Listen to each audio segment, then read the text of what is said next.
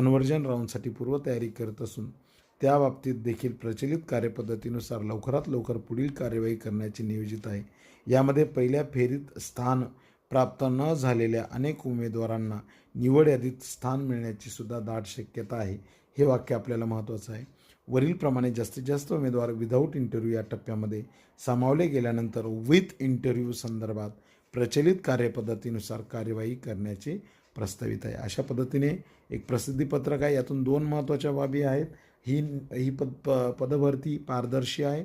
दुसरं आहे without interview phase 1मध्ये अजून काही ज्या जागा रिक्त राहणार तिथेसुद्धा उमेदवारांची निवड होण्याची शक्यता आहे.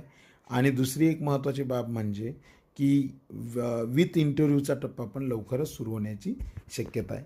अशाच नवनवीन अपडेट्ससाठी चॅनल सबस्क्राईब करा, बेल आयकॉनला हिट करा.